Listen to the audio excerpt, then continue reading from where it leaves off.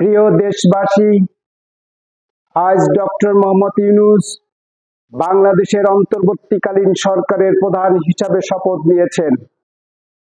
সেই সঙ্গে অন্যান্য উপদেষ্টারাও শপথ নিয়েছেন। আজ আমি সমগ্র দেশবাসীর পক্ষ থেকে এবং বাংলাদেশ সিটিজেন পার্টির পক্ষ থেকে ডক্টর মোহাম্মদ ইউনূস সহ সকলকে আন্তরিক অভিনন্দন জানাই। সেই সাথে অভিনন্দন জানাই সকল ছাত্র যুব সম্প্রদায়ের প্রতি এবং বাংলাদেশের স্বাধীনচেতা জনগণের প্রতি। এই মুহূর্তে আমি পরম শ্রদ্ধাভরে স্মরণ করছি আমাদের শত শত শহীদের, যাদের বুকের তাজা রক্তে রাজপথ রঞ্জিত হয়েছে, যাদের রক্ত ঝরানো পথ ধরে এসেছে আমাদের প্রিয় মাতৃভূমি বাংলাদেশের দ্বিতীয় স্বাধীনতা। আমি মোবারকবাদ জানাই আমাদের অকুতোভয় বীর ছাত্র ছাত্রীদের, যাদের মহাকাব্যিক সাহসিকতার তুলনা সাম্প্রতিক ইতিহাসে নেই।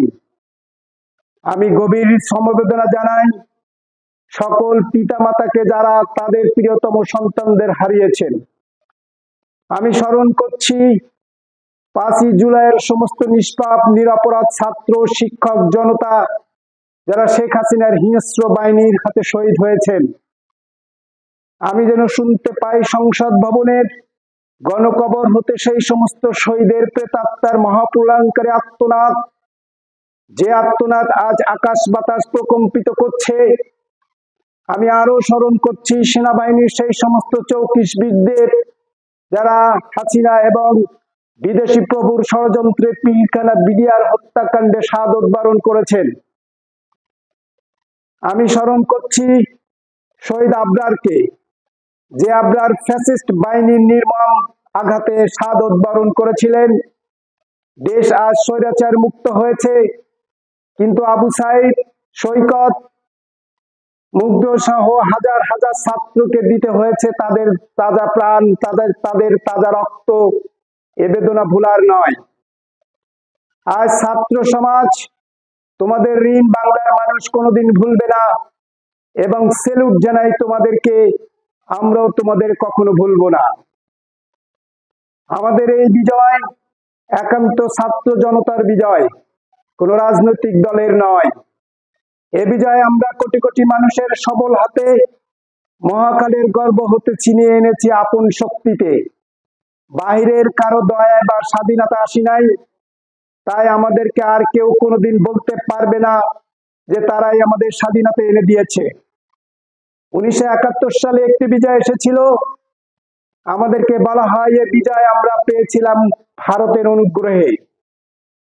2024 সালের বিজয় এসেছে কোনো বিদেশি শক্তির অনুগ্রহে নয়। এ বিজয় বাংলাদেশের জনগণের বিজয়, এ বিজয় বাংলাদেশের ভবিষ্যৎ প্রজন্মের বিজয়, এ বিজয় বাংলাদেশের তরুণের বিজয়। এখন যৌবন যার, যুদ্ধে যাবার তার শ্রেষ্ঠ সময়।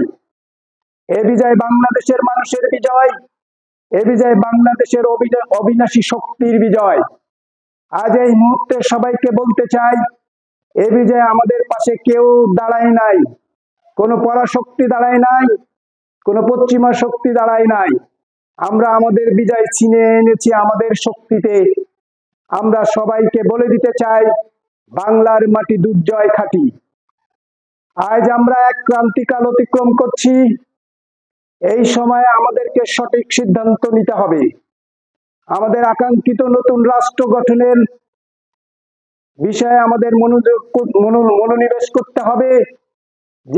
যে রাষ্ট্রে আমাদের জনগণের সকল আশা আকাঙ্ক্ষা সম্পূর্ণভাবে প্রতিফলিত হবে, যে রাষ্ট্র হবে হিন্দু মুসলমানের, যে রাষ্ট্র হবে বৌদ্ধ খ্রিস্টানের, পাহাড়ি সমতলি দরিদ্র ধনী, শ্রমিক কৃষক নারী পুরুষ সকলের রাষ্ট্র হবে।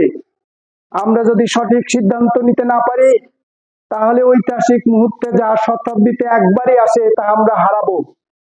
2024-এর স্বাধীনতা এবং বিজয় কোনো রাজনৈতিক দলের নয়, এ বিজয় ছাত্র জনতার বিজয়। আজ বাংলাদেশের দ্বিতীয় স্বাধীন হলো। এখন থেকে স্বাধীনতা দিবস পালন হবে 5ই আগস্ট 2024। বাংলাদেশের ক্ষেত্রে ভূ রাজনীতি বিশেষ ভূমিকা বহন করে। এশিয়া প্যাসিফিক অঞ্চলের শান্তি শৃঙ্খলা নিরাপত্তা বজায় রাখা অত্যন্ত গুরুত্বপূর্ণ বিষয়। সেই ক্ষেত্রে আন্তর্জাতিক রাজনীতি বোঝার এবং বাস্তবায়ন করার জন্য বাংলাদেশে আরো অনেক যোগ্যতাবান এবং মেধাবী রাজনৈতিক ব্যক্তিত্বরা রয়েছেন, যারা একটি গণতান্ত্রিক সোনার বাংলা গড়তে পারেন। ভারত সহ আন্তর্জাতিক বিশ্বকে সেই দিকে নজর দেওয়া উচিত। গণভোট না করে বিরোধী দলীয় সংসদে সংবিধানের 15 সংশোধনী যাহা জনগণের সাথে বিশ্বাসঘাতকতা করা হয়েছে এবং যা রাষ্ট্রদ্রোহিতার সামিল, আমরা এর বিচার চাই। আর এর বিচার হওয়া উচিত, কারণ ভবিষ্যতে কেউ যেন নিজের ইচ্ছা মতো সংবিধান পরিবর্তন করে আজীবন ক্ষমতায় থাকা দুঃসাহস না দেখায়। একই অপরাধে 1949 সালে ব্রিটেনের রাজা প্রথম চার্লসকে মৃত্যুদণ্ড দেওয়া হয়েছিল। 2009 সালে পিলখানা গণহত্যা, 2012 সালে সাইদি রায়ের পরে গণহত্যা, 2013 সালে শাপলা চত্বরে হেফাজতের গণহত্যা, 2024 সালে কোটা সংস্কারের গণহত্যা বিচার আমরা চাই। রাষ্ট্রের সম্পদ এবং জনগণের ট্যাক্সের পয়সা দিয়ে শেখ হাসিনা এবং তার পরিবার যে সমস্ত রাষ্ট্রীয় প্রতিষ্ঠান নিজের নামে গড়েছেন, যত দ্রুত সম্ভব সেগুলো পরিবর্তন আমরা দেখতে চাই।